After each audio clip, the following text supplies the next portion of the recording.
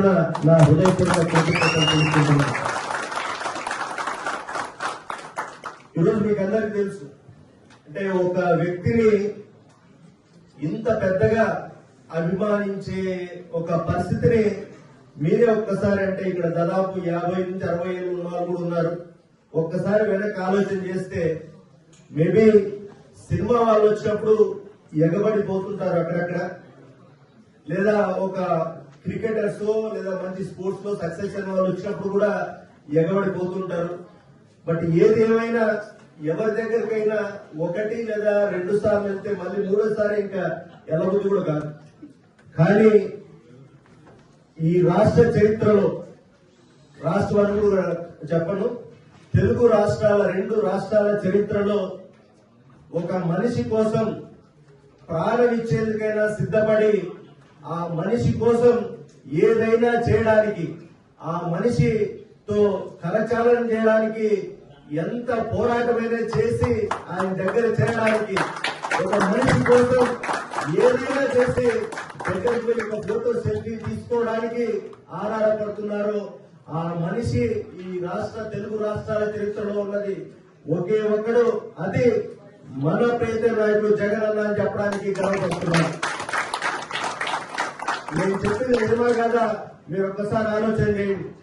ఇది కేవలం అదేదో వైఎస్ఆర్ కొడుకనో లేదా ఏదో మాస్ లీడర్ అనో అనే దానికంటే కూడా గత 2010 నుంచి, అంటే దాదాపు గత 15 సంవత్సరాల్లో మరి ఆయన వ్యక్తిత్వం రాజకీయాలకు అతీతంగా మరి ఈరోజు ఎవ్వరూ కూడా చేయని పనులు కావచ్చు, ఆలోచనలు కావచ్చు, ఒక వ్యక్తిత్వం కావచ్చు, ఒక రోల్ మోడల్ గా ఉన్నాడు. కాబట్టి ఈ రోజు మనందరం ఎస్పెషల్లీ తెలుగు రాష్ట్రాలకు సంబంధించిన యువత అందరూ కూడా ఆయన కోసం ఈ రకంగా పరితపించడం మనం చూస్తున్నాం.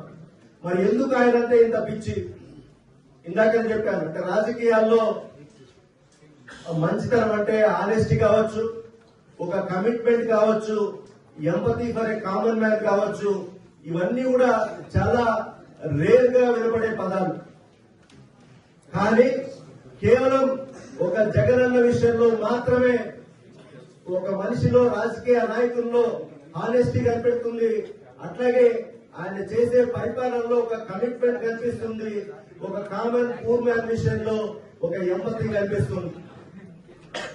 చాలా మంది బయట, అంటే ఎల్లో మీడియా కావచ్చు, మిగతా వాళ్ళ సంబంధించిన నాయకులు కావచ్చు, రకరకాలుగా ప్రచారాలు చేస్తుంటారు. అంటే జగన్ అట్లా అంట, ఇట్లా అంట, ఎవరిని కలవడంట, ఎవరి మాట వినడంట, రకరకాలుగా చేస్తుంటారు. మరి ఇన్ని చెప్పినా మనం ఎందుకు ఇంత పిచ్చిగా ఆయన ప్రేమిస్తున్నాం? ఒక్కసారి ఆలోచన చేసుకుంటే జగన్ అన్నని కలిసిన వాళ్లకు మాత్రమే జగన్ అన్న ఏంటనేది తెలుస్తుంది. ఈ రోజు మీరు ఇక్కడ చాలా మంది ఈ మధ్యకాలంలో జగన్ అన్నని కలవడానికి వచ్చారు. మీ కళ్ళెదురుగానే దాదాపు 100లాది మంది జగనన్న కోసం వెయిట్ చేస్తూ జగనన్న 1 by 1 కలుస్తుంటారు. మీరు అబ్జర్వ్ చేస్తుంటారు, మీతో ఎలా మాట్లాడారో జగనన్న. ప్రతి ఒక్కరిని కూడా పేరు, తర్వాత ఏ ఊరు, ఏ కాన్స్టిట్యున్సీ అడిగి అంతా ఓకేనా, ఏమన్నా విషయం ఉందా చెప్పడానికి, ఏమన్నా విషయం ఉందా, ఏమన్నా ఉందా చెప్పడానికని అడిగి మరి కనీసం 300 మందిని కంటిన్యూస్ గా ఒక 4 నుంచి 5 గంటలు నిలబడి ఓపికగా ఏ ఒక్కరు కూడా డిస్సాటిస్ఫాక్షన్ తో కూడా బయటికి పోరు. ఇవి తెలియని వాళ్ళు, ఇన్ఫాక్ట్ ఈవెన్ మన పార్టీ వాళ్ళు కూడా కొంతమంది జగన్ ఇంకా బాగా కలవాలని అంటారు. నేను మాత్రం ఒక విషయం, 2011 నుంచి జగనన్నతో ట్రావెల్ చేస్తున్నా. రాజకీయాల్లో కార్యకర్తల్ని లేదా నాయకుల్ని, ఇంతమందిని కలిసిన నాయకులు ఎవరైనా ఉన్నారంటే అది కేవలం జగనన్న మాత్రమే అని నేను ధైర్యంగా ఖచ్చితంగా చెప్పగలను. అట్లాగే ఏదైనా వింటాడా లేదా అనేది నాకంటే బాగా మీకు కూడా తెలుసుంటది. జగనన్న ఎవరు ఏమి చెప్పినా డెఫినెట్ గా వింటాడు. కానీ లీడర్ అనేవాడు ప్రతి ఒక్కరూ చెప్పింది విని, ప్రతి ఒక్కరూ చెప్పింది అదే చేయరు. ఎవరు కూడా అందరూ చెప్పింది విని ఏది కరెక్టో అదే చేస్తారు. అంతే తప్ప నేను చెప్పింది వినలేదని ప్రతి ఒక్కరూ అనుకోవడం అనేది తప్పనేది మీకందరికీ నేను తెలియజేస్తున్నా. ఇట్లా చెప్పుకుంటూ పోతే ఇందాక చెప్పాను హానెస్టీ గురించి. అంటే ఏదైనా మనము నిజం చెప్పాలా రాజకీయాల్లో అనేది. మీరు ఒకసారి 2014 ఎలక్షన్ వెళ్ళండి. చంద్రబాబు నాయుడేమో రుణమాఫీ చేస్తానని ఇంకోటి దాదాపు 600 పైన అబద్ధపు హామీలు ఇచ్చాడు. అదే టైంలో ఎక్కడ కూడా జగనన్న ఏదో మనం ఆ కుర్చీలో కూర్చోలా ఏదో ఒకటి చేశారని చెప్పి ఎక్కడ కూడా అబద్ధం చెప్పలేదు. మేనిఫెస్టో కమిటీలో నేను ఉన్నాను, కోర్ కమిటీలో ఉండేవాడిని. రాసేటప్పుడు కూడా మీకు అందరూ తెలుసు, రైతు భరోసా కింద 50,000 ఇస్తాం ప్రతి రైతుకు అని జగనన్న చెప్పాడు. కానీ మేనిఫెస్టోలో మీరు చూస్తే రైతు భరోసా పథకం కింద ప్రతి రైతుకు సంవత్సరానికి 12,500 రూపాయలు చొప్పున రెండవ సంవత్సరం నుంచి వరుసగా 4,000 ఇస్తామని రాస్తారు. వరుసగా 4,000 ఇస్తామని రాస్తారు. ఆయన రాపించాడు. నేను ఇట్లా ప్రతిదీ కూడా ఒకసారి అన్నాను జగనన్నతో, అన్న ఎందుకన్నా 50,000 ఇస్తామని చెప్తాము, అట్లాగే వైఎస్ఆర్ చేయూత పథకంలో 75,000, ఆ 75,000 కూడా 18,750 4,000 అని చెప్పారు. అన్న మొత్తం చెప్పేద్దాం ఎలా అంటే ఒక 2 సార్లు 3 సార్లు విని 4వ సారి చెప్పారు. కాబట్టి ఎందుకు అబ్బా నువ్వు ఎందుకు అంత టెన్షన్ పడుతున్నావు? రేపు పొద్దున ఈ మేనిఫెస్టోని నువ్వు నేను మన గ్రామ స్థాయి కార్యకర్త నుంచి కూడా 5 ఏళ్ళు చేతులు పట్టుకొని తిరగాల. ఎందుకు మనం ఏదో చిన్న అబద్ధం చెప్తే ఏదో అయిపోతుందో ఎందుకు భయపడతాం? నిజం చెప్తాం, మనం చేయగలిగిందే చెప్తాం, చూద్దాం. అంటే ఎంత మైన్యూట్ గా ఆయన ఒక విషయాన్ని ఆలోచన చేస్తారని ఒకసారి ఆలోచన చేయండి. That is the difference between Jagananna and any other politician. నేనేం చంద్రబాబు నాయుడు ఒకటే చెప్పను, ఆంధ్ర రాజకీయాల్లో, ఆంధ్ర తెలంగాణ రాజకీయాల్లో ఏ ఒక్కరిని కూడా జగనన్న అట్లా కంపేర్ చేయరు. ఇంకా గవర్నెన్స్ గురించి చూడండి. గవర్నెన్స్ లో చంద్రబాబు నాయుడు అంటే ఐటీ అంటే చంద్రబాబు నాయుడు అని ఎందుకు చెప్తున్నారు? మరి ఏ ఒక్కసారైనా తన పరిపాలనలో గవర్నెన్స్ లో అంటే తన మీకు గుర్తుందో లేదో గడప వద్దకే పాలన ఏదో పేరు, ప్రజల వద్దకు పాలన అనేది పేరు చెప్పాడు. కానీ అది పేరు మాత్రమే తప్ప ఎక్కడ చేయలేదు. కానీ జగనన్న ఇప్పుడు అట్లాంటి పదాలు వాడకుండానే ఆయన ముఖ్యమంత్రి అయిన తర్వాత గ్రామ సచివాలయాలు పెట్టి అందులో 1,25,000 మందిని గవర్నమెంట్ ఎంప్లాయ్మెంట్ ఇచ్చి మరి ఏ సిటిజన్ సర్వీసెస్ ఏది కావాలన్నా నీకు ఎలిజిబిలిటీ ఏ స్కీమ్ ఉన్నా కూడా అన్ని కూడా సర్వీస్ అటు డోర్ స్టెప్ అని చేసి చూపించాడు జగనన్న. That is Jagananna. అట్లాగే ఇలాగ ఎంపతి ఫర్ కామన్ మ్యాన్ గురించి చెప్పాను. మనం చాలా సందర్భాల్లో ఫోటోస్ వీడియోస్ మనకు చాలా దొరుకుతాయి. చంద్రబాబు నాయుడు అనేవాడు జనాలు పోయినప్పుడు విసుక్కోవడము, తిట్టడము, మీరు ఇట్లా అట్లా అని తిట్టడం ఎన్నో వీడియోలు చూసింటారు. జగనన్న విషయంలో ఎక్కడైనా ఎవరితో అయినా నవ్వు లేకుండా ఉండే ఫోటో గానీ వీడియో గానీ మీకు దొరకదు. ఇన్ ద సెన్స్ ఆయన అట్లా ఉండరు. ప్రతి ఒక్కరితో అంటే ఇర్రెస్పెక్టివ్ ఆఫ్ దేర్ క్యాస్ట్ కావచ్చు, లేదా వాళ్ళ ఆరోగ్య పరిస్థితి కావచ్చు, ఏవైనా సరే ప్రతి ఒక్కరిని కూడా హక్కును తెచ్చుకుంటాడు. తన ఫ్యామిలీగా చూసుకుంటాడు. ఫ్యామిలీ మెంబర్ అయితే ఎట్లా ఉంటుందో అట్లా చూసుకుంటాడు. దానికి కూడా నేను ఒక 2 ఎగ్జాంపుల్స్ చెప్తాను. మన గవర్నమెంట్ ఫార్మ్ అయిన తర్వాత ఒకసారి ఫీజు రియంబర్స్మెంట్ మీకు తెలిసే ఉంటాను. ముందు 35,000 ఫీజు రియంబర్స్మెంట్ అప్పుడు రాజశేఖర రెడ్డి గారు ఫీజు రియంబర్స్మెంట్ ప్రవేశపెట్టారు. సో ఇంజనీరింగ్ ఏం చదివినా 35,000 రూపాయలు ఫీజు రియంబర్స్మెంట్ ఇచ్చేవాళ్ళు. అప్పట్లో ఫీజు అట్లాగే ఉండదు, 35,000 ఫీజులు ఉండేవి కాబట్టి సరిపోయేది. కానీ మళ్ళీ చంద్రబాబు నాయుడు వచ్చిన తర్వాత ఒకవైపు ఏమో కాలేజీ ఫీజులు విపరీతంగా పెంచేశారు, 50,000 1,00,000 రూపాయలు చేసేసాడు. కానీ ఫీజు రియంబర్స్మెంట్ మాత్రం 35,000 ఇచ్చాడు. జగనన్న ఎంత పెద్ద మనసుతో ఆలోచన చేయకపోతే పేదవాడికి మనం సాయం చేస్తే చేయాలి కానీ సగం చేసి 1,00,000 రూపాయలు ఉన్న కాలేజెస్ లో సీట్ దొరికితే నువ్వు 35,000 ఇచ్చి 65,000 నువ్వు అప్పు చేసి నీ చావు అంటే అది కరెక్ట్ కాదు కదా. అది కూడా పాదయాత్రలో ఒక లైవ్ ఎగ్జాంపుల్. ఒక ఆయన ఆత్మహత్య చేసుకుంటే వాళ్ళ పిల్లాడు ఫీజు కట్టలేదని పిల్లాడు ఆత్మహత్య చేసుకుంటే ఫీజు అప్పు చేసి వాళ్ళ అమ్మ నాన్న వచ్చి జగనన్నను కలిసినప్పుడు దెన్ జగనన్న డిసైడ్ అయ్యారు మనం వస్తే పూర్తి ఫీజు రియంబర్స్మెంట్ ఇవ్వాలని. అట్లా ఆలోచన చేయడమే కాదు, మళ్ళీ హాస్టల్ కూడా వసతి దీవెన అని చెప్పి సంవత్సరానికి 20,000 రూపాయలు ఇవ్వాలని డిసైడ్ అయ్యారు. సో ఈ క్రమంలో నాతో మాట్లాడేటప్పుడు మనం ఫుల్ ఫీజు రియంబర్స్మెంట్ ఇవ్వాలని ఇస్తామని చెప్పాం కదా. సో బడ్జెట్ విపరీతంగా పెరిగిపోతుంది. సో 35,000 వర్సెస్ దాదాపు 70,000, 80,000 లక్షల రూపాయలు కూడా ఫీజు రియంబర్స్మెంట్ ఇచ్చాం మనం. సో ఏమైనా వర్కౌట్ చేయొచ్చా, దీన్ని మనం ఏమైనా కంట్రోల్ చేయడానికి కానీ ఏదైనా కెన్ యూ థింక్ అని కానీ ఒకసారి అంటే, మనకు అంత పెద్ద లీడరు ముఖ్యమంత్రి స్థానంలో ఉన్నప్పుడు అడిగినప్పుడు మనం ఏదో అతిగా ఫీల్ అయిపోయి నేను ఇమీడియట్ ఎక్కువ ఆలోచన చేయకుండా ఒకటి చెప్పేశాను, మైండ్ లో తట్టింది. సార్ ఎంసెట్ ర్యాంక్ ని లిమిట్ చేద్దాం సార్, లక్ష ర్యాంక్ వరకు పెట్టేసి 1,00,000 పైన వాళ్ళకు ఫీజు రియంబర్స్మెంట్ లేకుండా చేద్దాం అన్నాను. నేను అది చెప్పడానికి మేబీ 1 మినిట్ తీసుకున్నాను.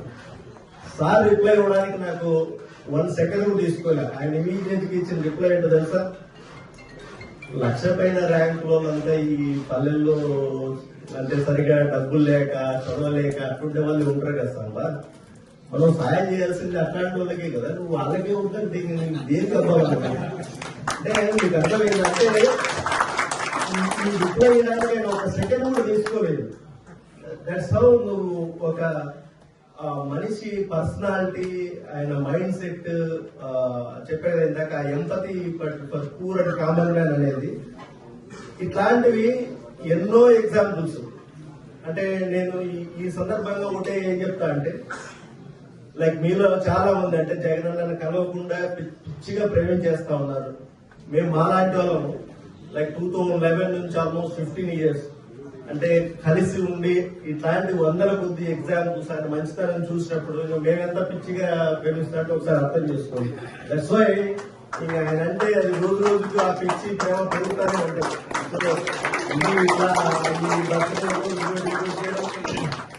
అటెండ్ అయి మాట్లాడేవన్నీ చాలా చిన్న విషయాలు. సో ఇట్లా చెప్పుకుంటూ పోతే ప్రతి విషయంలో కూడా రాజకీయాల్లో జగనన్న అనే జగన్మోహన్ రెడ్డి అనే మనిషి ఒక రేర్ క్వాలిటీ పర్సన్, మీకు ఇంకా దొరకరు. సో ఏదో సినిమాలో డైలాగ్ ఉంది, ఆ గుండె బతకాలు రాని సినిమా డైలాగ్, అట్లా జగనన్న అంటే ఈ మన రాష్ట్రం కోసం, రాష్ట్రంలో ఉన్న ప్రజల కోసం ఇట్లాంటి పుట్టినరోజులు 100 జరుపుకోవాలి.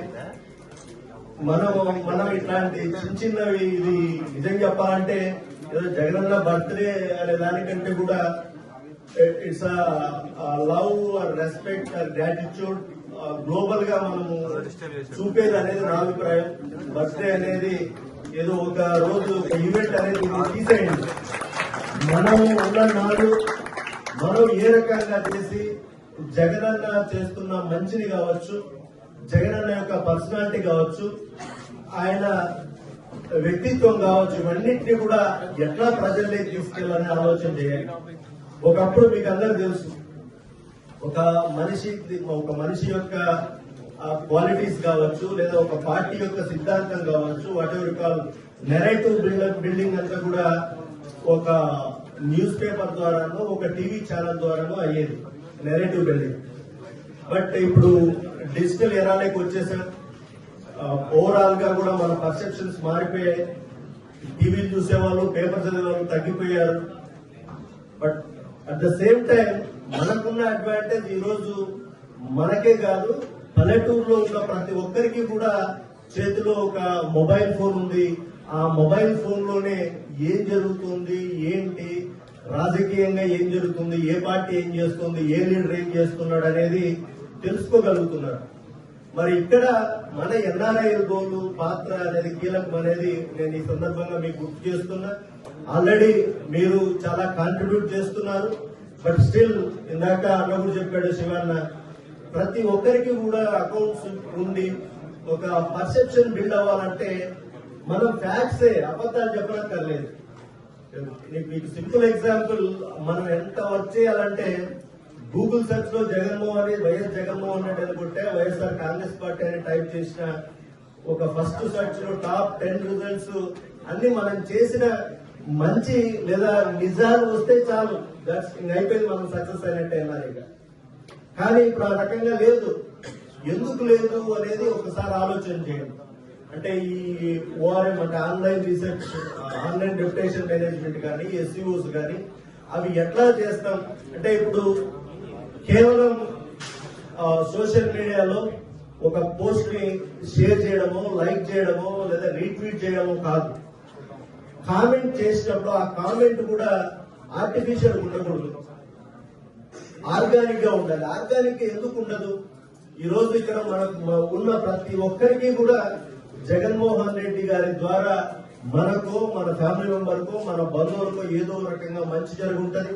ప్రతి ఇష్యూలో ఆయన చేసిన డెవలప్మెంట్ యాంగిల్స్ లో ప్రతిసారి మనము లాస్ట్ 5 మన గవర్నెన్స్ లో బటన్ నొక్కడం వల్ల అది ఎక్కువ పోయింది. కానీ మనం చేసిన డెవలప్మెంట్స్ దాదాపు అంటే 15,000 గ్రామ సచివాలయాలు కట్టాం, ఆర్బీకేలు కట్టాం, 10,000 హెల్త్ క్లినిక్లు కట్టాం, 17 మెడికల్ కాలేజ్ స్టార్ట్ చేశాం, 4 పోర్టులు కట్టాం, 10 ఫిషింగ్ హార్బర్లు కట్టాం, భోగాపురం ఎయిర్పోర్ట్ స్టార్ట్ చేశాం, కడపలో స్టీల్ ప్లాంట్ స్టార్ట్ చేశాం, 20 లక్షల ఇల్లు లేని వాళ్ళకి 20 లక్షల మందికి ఇల్లు కట్టించాం. ఇన్ని ఉన్నాయి. ఇవన్నీ కూడా వీటన్నిటిలో ఏదో ఒకటి ప్రాక్టికల్ గా మనకు సంబంధించిన విషయాన్ని మనం ఒక 2-3 వాక్యాల్లో రీట్వీట్ చేసిన, కామెంట్ చేసిన, then only it will pick it up. అది చేసినప్పుడే ఆ నెరేటివ్ బిల్డప్ జరుగుతుంది. అంతేగాని మనం ఏదో అంటే డోంట్ టేక్ మీ రాంగ్ అంటే మనము ఇంకా లైక్ అంటే ఇట్లాంటి సందర్భాల్లో మనం అరవడము, గోల చేయడం ఇవన్నీ కూడా అవసరమే. But at the same time ఈ ఒక్క రోజును పక్కన పెడితే మిగతా 364 రోజులు మాత్రం కామ్ గా ఫ్యాక్ట్స్ చెప్దాం, ఫ్యాక్ట్స్ విత్ డిగ్నిటీ మంచిగా చెప్తాం. బికాజ్ వేరాదు మనమంతా చదువుకున్నాము, టెక్నాలజీ తెలుసు. ఇంకా చెప్పడంతో పాటుగా ఈ టెక్నాలజీని జోడించి లేదా ఏఐని వాడి ఇది ఇంకా మనం ఏ రకంగా మనం కాంట్రిబ్యూట్ చేయగలం పార్టీకి, జగనన్నకు.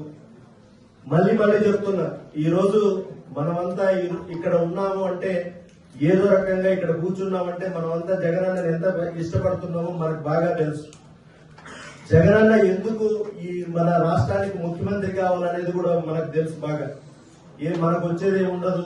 జగనన్నకు కూడా ఎప్పుడు కూడా ఆయన అదేదో పదవిలాగా చూడలేదు. ఎప్పుడు కూడా ఆయన ముఖ్యమంత్రి అంటే కేవలం ప్రజలు మనకి సేవ చేయడానికి అవకాశం ఇచ్చారనే భావించాడు తప్ప ఏ రోజు ఆయన అదేదో నేను ముఖ్యమంత్రి ఆ హోదాని కూడా అనుభవించింది లేదు, ఆయన మాట్లాడింది లేదు దాని గురించి. కాబట్టి మనందరం కూడా ఒక ఇంటెలెక్చువల్స్ గా ఓ ఎన్ఆర్ఐ విభాగం తరఫున జగనన్న పర్సెప్షన్ లెవెల్స్ ఆన్లైన్ లో ఆ రెప్యుటేషన్ ని ఎట్లా బిల్డప్ చేయాలా, దానికి ఏ రకంగా పనిచేయాలనేది మళ్ళీ ఒక్కసారి మరి ఈ రోజు ఈ సందర్భంగా ఒక ఆలోచన చేయండి, నిర్ణయం తీసుకోండి.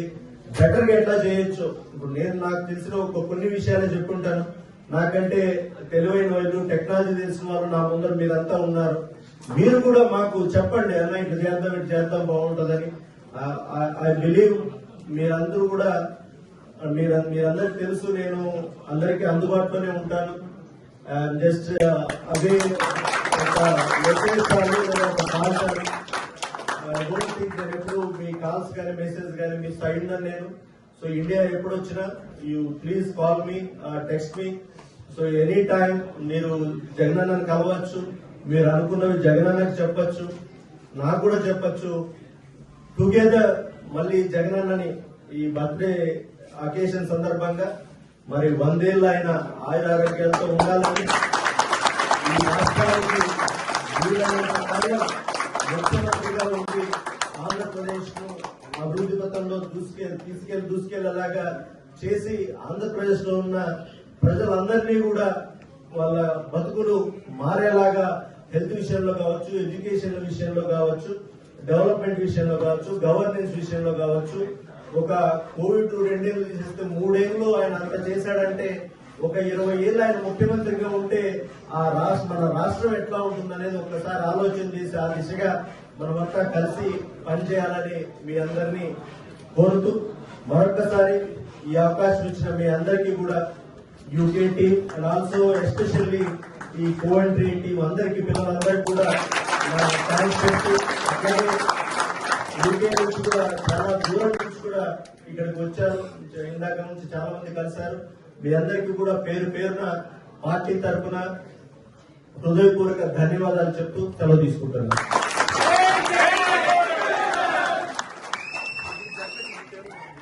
ఒక